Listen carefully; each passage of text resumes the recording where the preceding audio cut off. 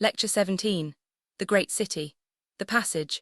One of the 7 angels who held the 7 vials invited John to come and see the judgment of the great whore who sits on many waters, with whom the kings of the earth have committed fornication, and by whose wine the earth's inhabitants have been made drunk. Carried in the spirit into the wilderness, John saw a woman sitting on a scarlet beast covered with names of blasphemy, with 7 heads and 10 horns. She was dressed in purple and scarlet, adorned with gold, jewels and pearls, holding a golden cup full of abominations and filth, and on her forehead was written, Mystery, Babylon the Great, the mother of harlots and abominations of the earth. She was drunk with the blood of the saints and martyrs of Jesus, and John marveled greatly. The angel promised to explain the mystery of the woman and the beast that carries her, with its 7 heads and 10 horns. The beast was and is not, and shall rise from the bottomless pit and go to destruction. Those on earth whose names were not written in the book of life will wonder at it. The 7 heads are 7 mountains on which the woman sits, and are also 7 kings. 5 have fallen, one is not yet come and will last only a short while. The beast that was and is not is himself an 8th, yet one of the 7, and goes to destruction. 10 horns are 10 kings not yet crowned, who will receive power for 1 hour with the beast, give their strength to him and make war with the Lamb, who will overcome them because he is Lord of lords and King of kings, and those with him are called, chosen and faithful. The waters are peoples, multitudes, nations and tongues. The 10 horns will come to hate the whore, strip her, devour her flesh, and burn her with fire, for God has put it in their hearts to fulfill his will until his words are fulfilled. The woman is that great city which reigns over the kings of the earth. In an earlier chapter we saw a woman clothed with the sun, the moon under her feet. Here we read of a woman with Babylon the Great, the mother of harlots and abominations of the earth, written on her forehead. Everyone has noticed that the 2 visions correspond. A Protestant controversialist would say at once that the first describes the true Church of God, kept alive through the ages, hidden from human eyes but beautiful in the sight of her Lord, and that the second points to the papacy, seated in outward grandeur and power, but marked by God as idolatrous and apostate. An interpretation that has sunk so deeply into the mind of a nation like ours, shaping our everyday speech and colouring our devotions, is not something we can safely throw away. It must mean something. If we ignore that meaning, we risk missing lessons the prophecy was meant to teach, shrinking it to fit our own private notions, or reducing it to mere antiquarian curiosity. But there are other uses of the title Great Babylon, which by the same principle we should not overlook. It has been applied to the city of London, the very capital of Protestantism, and our consciences have accepted the name as fitting. Again, the most earnest religious teachers have urged their hearers to flee from Babylon and shun the Babylonian harlot, meaning by both phrases that world which Romanists and Protestants alike renounce in their baptism. While we do justice to one of these ways of speaking, we should test whether it is not possible to do justice to all 3. If we stay close to the book itself, I believe we can. I have given you my reasons for thinking that the vision of the woman clothed with the sun, about to give birth to the man-child, is a vision of humanity seen truly. In itself weak and feminine, great only while it looks up to a glory above its own, which becomes its clothing. Poor and incomplete until it has found a Son of Man who is also a Son of God, one who does not stay on earth but is carried to heaven's throne, where he is to be acknowledged as our living head, our Redeemer, our representative. The discovery of this true head of man and of the glory of man in him is what I took the vision to be about.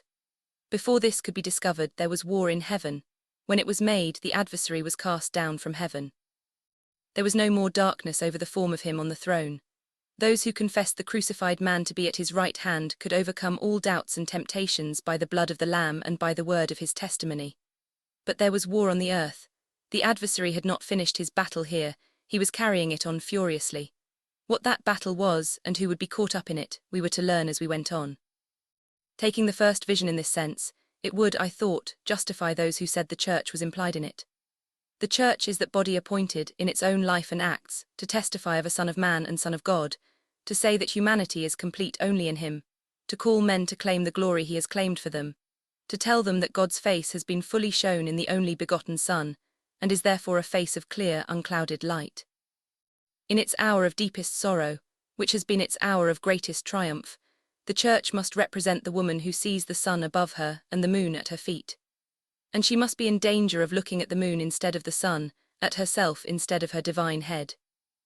On the other hand, I have shown you how the image of a woman forgetting her true Lord and becoming a harlot runs through all the language of the old scriptures, illustrating every national sin. In the Old Testament, this harlotry is charged upon Israel alone, precisely because Israel was said to have been claimed as the bride of an unseen, spiritual Lord. The sin that earns this shameful name is idolatry. Israel forgets its unseen king and worships visible things. It becomes a creature of the senses. In doing so, it tries to be like the surrounding nations, when it was set in the world to tell those nations that they were made for another service, a nobler fellowship. The punishment for this crime was captivity in the very land that gathered up the idolatry of all the nations, where idolatry had its head and crown, was organized into a system, openly propped up a universal tyranny, was fast turning into the worship of a mortal ruler, and that worship into the worship of what is below humanity. Babylon then, seen first on the plain of Shinar, where trust in God was traded for trust in brick walls, where the family rescued from the flood forgot its task of colonizing and subduing the earth, and tried to make itself a name and build a tower to reach heaven, and seen in all its later tyranny and conquests, was the living type of the idolatrous city. And when the chosen son was revealed as head not of one nation but of every man, the idolatrous city began to be seen as the mother of harlots, as that which had all along been drawing men away from the worship of a spiritual being, their Lord, friend and Redeemer, into the worship of many natural things and powers, worshipping not the archetype of man but his mere image, worshipping evil instead of good.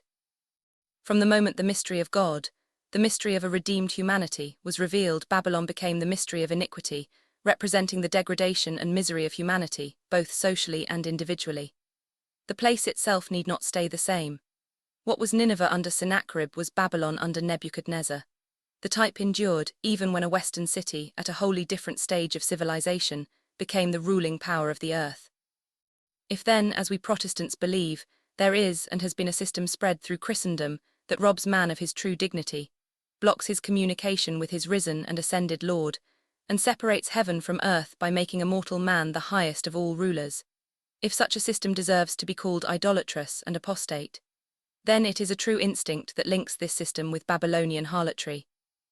Precisely because our charges against it imply that it is a relapse into the state of the heathen world, that it has canonized the very despotism of sense from which the birth and glorification of the man-child was meant to free God's creatures made in his image. And if in this city of ours there is, among clergy and laity, idle and busy, noble and tradesmen and workmen, on one plea or another, on religious or irreligious grounds, in deference to aristocratic or democratic notions, a tendency to revere the visible above the invisible, the passing above the permanent, the customs of society above moral and eternal laws, if this tendency has grown powerful and threatens to become supreme, then it is also a true instinct that recalls the greatness of Babylon when we are tempted to boast of the greatness of London, and warns that London may prove no more lasting than Babylon. A citizen of Paris, Madrid, Vienna, or Venice might rightly feel the same. But our consciences tell us that we have less to do with those cities than with London. Their evils are, to some extent, foreign to us, while London's evils are our own.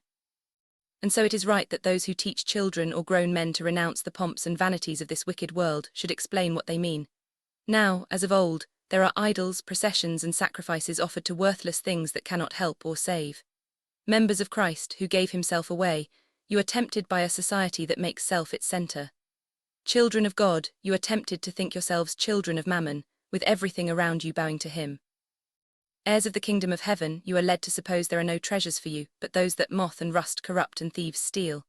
An evil atmosphere surrounds you. Call your world religious, political, commercial or fashionable, whatever you like, it is still a harlot world, a world of sense, still a Babylonian world, a world of confusion and bondage. But all these applications assume a conclusion already reached. They would be worth nothing unless there were some type of them in the old world. What that type is we are to learn from the apostle himself, who will always tell us more than his commentators do. The first 6 verses of this chapter refer to the mystery of this woman, that is, to the meaning of the symbol, to what belongs not to one age but to all, to the evil that has threatened the heart of human society ever since there was such a thing. They connect with the earlier vision of the 7 vials, and they point, as all the earlier chapters have done, to an approaching judgment. And there came one of the 7 angels who had the 7 vials and talked with me, saying, Come here, I will show you the judgment of the great whore that sits on many waters, with whom the kings of the earth have committed fornication, and the inhabitants of the earth have been made drunk with the wine of her fornication. So he carried me away in the spirit into the wilderness, and I saw a woman sitting on a scarlet-colored beast, full of names of blasphemy, having 7 heads and 10 horns. And the woman was arrayed in purple and scarlet, and decked with gold and precious stones and pearls, having a golden cup in her hand full of the abomination and filthiness of her fornication. And on her forehead was a name written, Babylon the Great, the mother of harlots and abominations of the earth. And I saw the woman drunk with the blood of the saints, and with the blood of the martyrs of Jesus, and I wondered with great admiration. In one of Zechariah's visions, which resembles this one in many striking ways and clearly presents the mystery of wickedness in contrast to the divine mystery shown in the temple at Jerusalem, an angel speaks of a house in the land of Shinar, which shall be established and set there upon her own base. A political order standing on its own foundation, its gods shaped out of human ideas, and by their help becoming a cruel and bloody tyranny. This is the idea of Babylon here and throughout Scripture. We have often been shown the final result. She who would not stand on divine ground must at last be carried by a beast. Humanity has only these 2 choices. In the end she must confess either a spiritual lord or a brutal one. On her way to complete degradation, she has been drinking the blood of righteous men who witnessed to her of her true greatness and of her fall. All these are called martyrs of Jesus. It does not matter when or where they lived, in what city they made their protest, or in what words or deeds they expressed it. So far as they testified that man is more than an animal, that there is a divine power seeking to give man his true human rights, that a man is not to save his life but to lose it, not to glorify self but to give himself away. So far they were witnesses for Jesus, and his Spirit and no other was working in them. An apostle must say so. Other men might call them brave or heroic. He must trace everything good in man back to the Lord of man, all partial light back to the perfect light. Next we come to the explanation of this mystery, as it applies to the particular period the prophecy is concerned with. And the angel said to me, Why did you marvel? I will tell you the mystery of the woman and of the beast that carries her, which has the 7 heads and 10 horns. The beast that you saw was and is not, and shall ascend out of the bottomless pit and go into perdition, and those who dwell on the earth shall wonder, whose names were not written in the book of life from the foundation of the world, when they behold the beast that was, and is not, and yet is. And here is the mind which has wisdom. The 7 heads are 7 mountains on which the woman sits. And there are 7 kings, 5 are fallen and one is not yet come, and when he comes he must continue a short space. And the beast that was and is not, even he is the 8th, and is of the 7, and goes into perdition. The angel's explanation of the Babylon of that day has, as I noted last Sunday, been accepted by all interpreters as clear and conclusive. It must mean Rome. The only dispute has been, Rome at what period? On that I said the statement seems to me quite as precise. If there are, as I argued in an earlier sermon, grounds for treating the founding of the military despotism under Augustus, together with the divine honours given him as its head, and the incarnation or proclamation of Christ's kingdom as parallel events in the world's history, then Augustus would be the first of the 5 kings here. Tiberius would be the second, Caius Caligula the third, Claudius the fourth, Nero the 5th. These kings are not. In the absence of any real evidence for the old tradition that the apocalypse belongs to Domitian's time, almost any thoughtful critic would take this very passage as reason to place it in Galba's reign. He the 6th was, Otho the 7th was not yet come. A figure was seen rising behind an 8th, yet strangely like one of the 7. When Nero died, it looked as if the wild beast into which imperial government had turned itself was dead. Vitellius would show that it still lived and breathed. The world would not only submit to this new apparition but stare after it in blank astonishment, as though beastly tyranny had now proved itself all-powerful, as though nothing else could be meant for mankind. A very natural conclusion, which the facts seemed fully to bear out, and which every attempt to shake off the yoke only confirmed. No one who merely watched passing events and reasoned from them could resist believing that evil would permanently prevail. Only those whose names were in the book of life from the foundation of the world, who saw all things in the light of eternity, and watched a book of life unrolling from the beginning, claiming a place in that roll rather than the roll of death, only they could sing of the beast's ruin in his hour of triumph, only they could be sure he would last only a short while.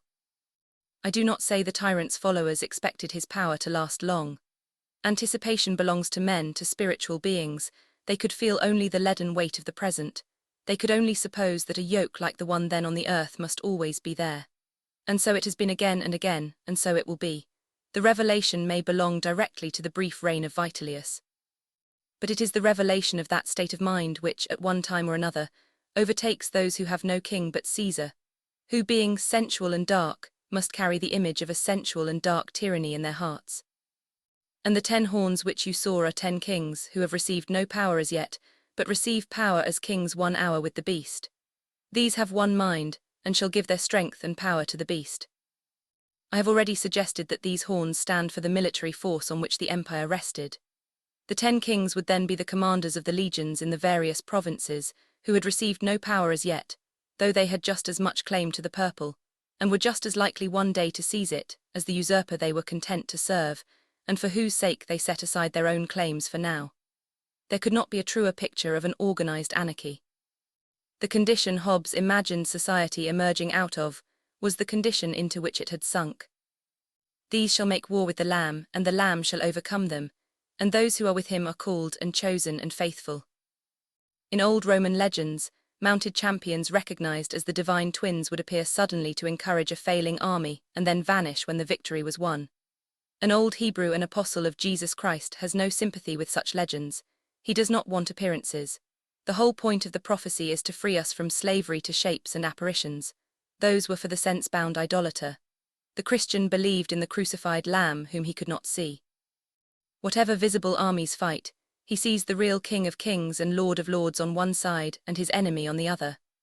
What would give him strength in such a crisis as we are reading of is the assurance that unseen hosts are on his side, that Christ leads them, and that therefore the beast will go down to destruction.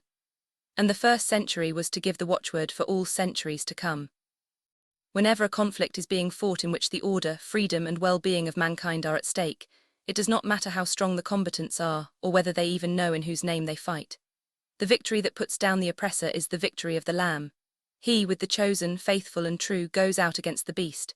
In hoc signo vinces, in this sign you will conquer, is a message to the true warrior. God's Spirit can bring it to him without any cross appearing in the sky. And he said to me, the waters which you saw where the horse sits are peoples and multitudes and nations and tongues. And the 10 horns which you saw on the beast, these shall hate the whore, and shall make her desolate and naked, and shall eat her flesh and burn her with fire. For God has put it in their hearts to fulfill his will and to agree and give their kingdom to the beast, until the words of God shall be fulfilled. And the woman which you saw is that great city which reigns over the kings of the earth. When the armies of the Duke of Bourbon entered Rome, and in the name of Charles V, the very defender of the church, laid the holy city waste with fire and sword, and took its spiritual ruler captive, no doubt the 16th century reformers thought this language was strikingly fulfilled. The great earthly powers were making desolate and naked the great city which reigns over the kings of the earth. God had put it into the hearts of these soldiers of various lands to fulfill his will. Suppose the same drama had been played out more than 14 centuries earlier. Suppose Rome had then been laid waste by military violence, and its capital burnt. The 16th century reformers would not have been wrong to say the lesson was repeated in their day, that the same kind of instruments were at work in both cases, that the judgment, whoever carried it out, came from the highest throne of all, that the wicked and cruel tools were working out his great, gracious, and true will. Such thoughts are the only ones that can hold up men's spirits through great crises, the only ones that let them bear the misery they see. But the reformers spoiled the lesson if they twisted it to any party use, if they read the Bourbons' victory as a judgment in favor of Protestantism, rather than a judgment upon unrighteousness, corruption, and hypocrisy, wherever it is found. That has been one very harmful result of our way of handling the apocalypse, which I have tried to illustrate in this sermon. We have found Babylon in the papacy and forgotten to look for it among ourselves. We have not seen that the harlotry of the senses is at work everywhere, that everywhere men are tempted to become idolaters, that everywhere there are seducers drawing them away from their true husband and Lord. The far-off evil we have spotted, its punishment we are ready to cheer, but the evil at our own door in our own hearts we cannot see. We forget that God shows no favoritism, that churches which acknowledge Rome's supremacy and those that reject it, individual papists and individual Protestants, Pharisees and publicans, will all be sifted by his fan, and must all have their chaff burnt with unquenchable fire. And this bad result of hasty, one-sided interpretation is closely tied to another.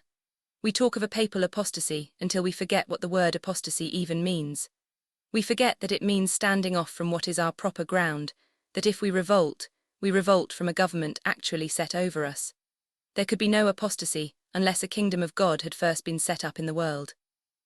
We have paid popery an honor it has no right to when we have identified it with the Christian Church of many centuries, as if only some tiny body here and there had represented the divine election.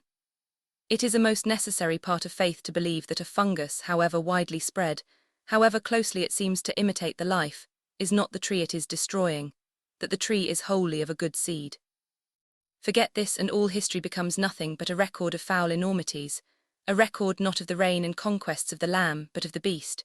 Forget this, and we at once glorify ourselves as though we were better than others, and degrade ourselves by denying the glory and responsibilities laid equally on us and on them.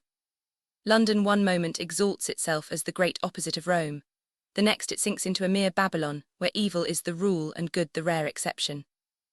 Whereas we ought to believe that both Rome and London are cities of redeemed men, where God has set up his kingdom, and which the citizens of either turn into a Babylon by disbelieving in their redemption and in his rule, by exalting their own idolatrous, sensual, selfish desires in contempt of their own human greatness, and in defiance of his divine purposes. This, I believe, lies at the root of all our moral evils, that we do not confess humanity to be married to Christ, that all men have been claimed as citizens of his kingdom, and not of the Babel kingdom. We do not really confess that God has reconciled the world to himself, and so we do not really reject the world's claim that it is separate from God and can live without him. From these great errors, which are infecting both our theology and our life, I believe the study of the Apocalypse as it is actually written can be a most effective means of freeing us. It will teach us that the Babel society was always corrupt and adulterous, that it never in any age could be regarded as the true order of the world. The history and literature of the heathen nations, which our forefathers rightly made a central part of our education, though stained and infected with idolatry, still bear witness to what is not idolatrous, and are perpetual protests against what was corrupting and degrading mankind. They looked forward to the incarnation of the Son of God, who claimed all the life, justice, and self-sacrifice of the old world as his own. The battle of the Lamb against the beast was to vindicate that truth for the past, and to make it the foundation of all the fellowship of men in the ages to come.